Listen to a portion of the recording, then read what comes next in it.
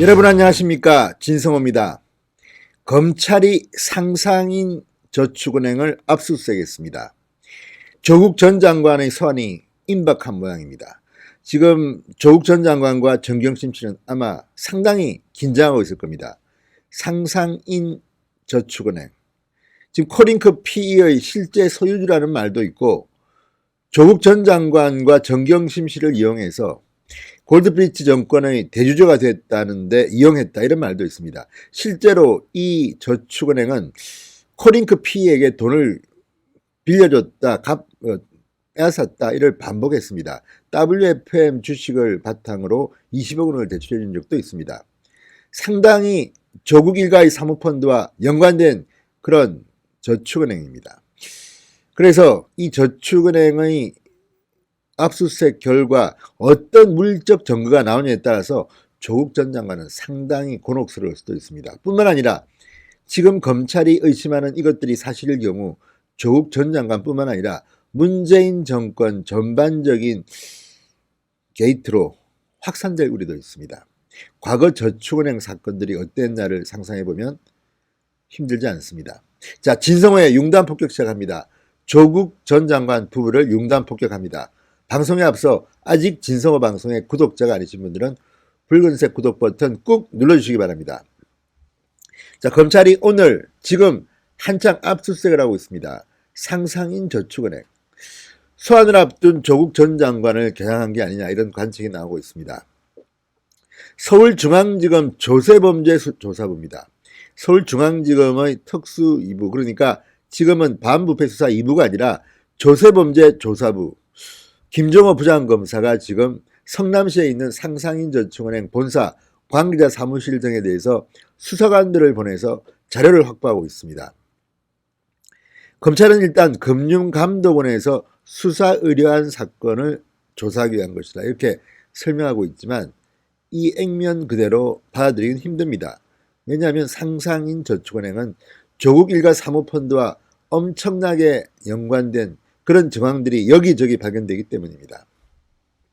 자, 지금 금감원이 지난달 30일 제재심의위원회에서 이 상상인저축은행을 징계하기로 했습니다. 전환사채를 담보로 대출을 하는 과정에서 대주주의 이익을 주고 꺾기 등 부당대출을 했다는 이유로 이 상상인 플러스 저축은행에 대해서 기관경고 징계를 내렸고, 상상인저축은행 대표에게는 직무정지 유준원 전 상상인 플러스 저축은행 대표, 지금 유준원 씨는 상상인그룹의 대표입니다. 최대 주주입니다.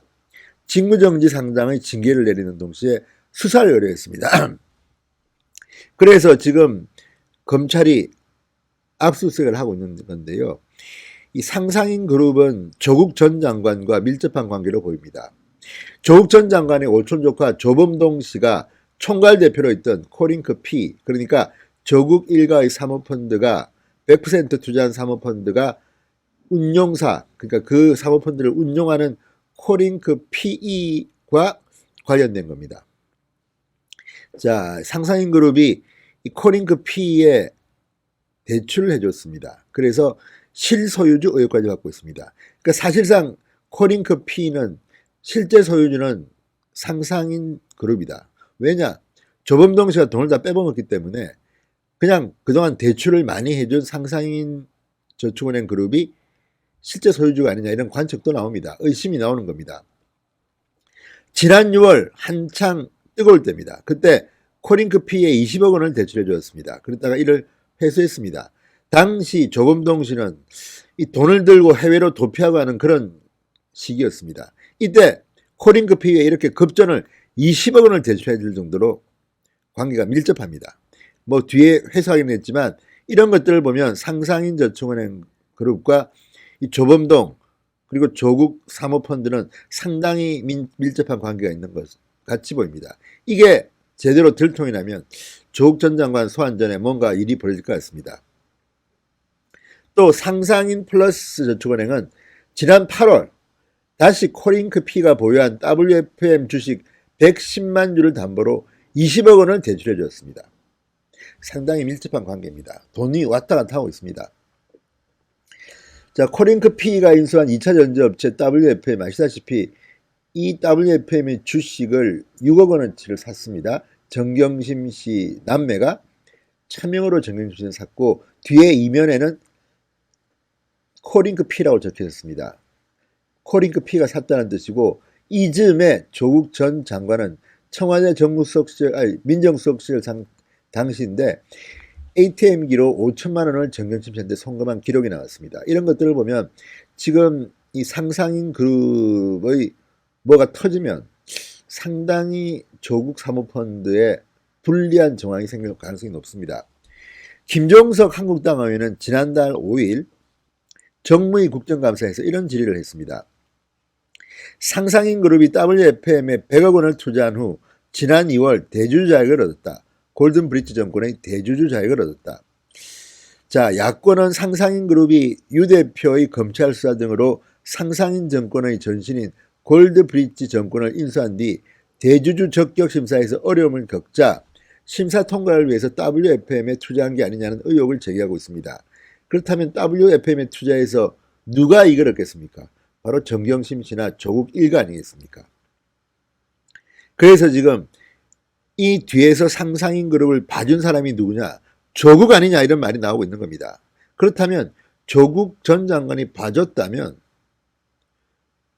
누군가에게 지시를 했겠죠. 누군가에게 부탁을 했겠죠. 청와대 민정수석이라는 자리는 금융감독원 또는 금융위원회에 막강한 영향력을 행사하는 그런 자리입니다.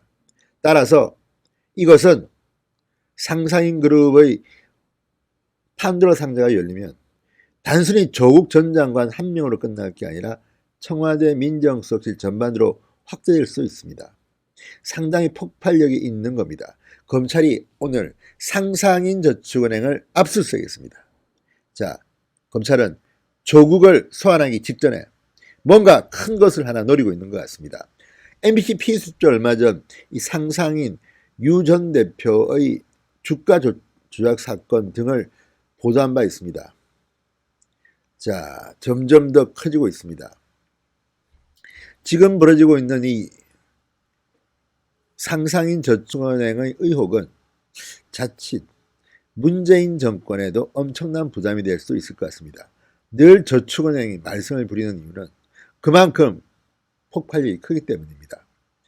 자, 어떻게 될지 한번 지켜보겠습니다. 조국 전 장관은 계속해서 불리한 것은 기억이 나지 않는 모양입니다만 검찰이 이번 압수수색에서 무엇을 찾아내느냐에 따라서 다시 조국은 점점 더 궁지로 몰리게 될 것입니다. 진성호의 융단 폭격이었습니다. 여러분 감사합니다.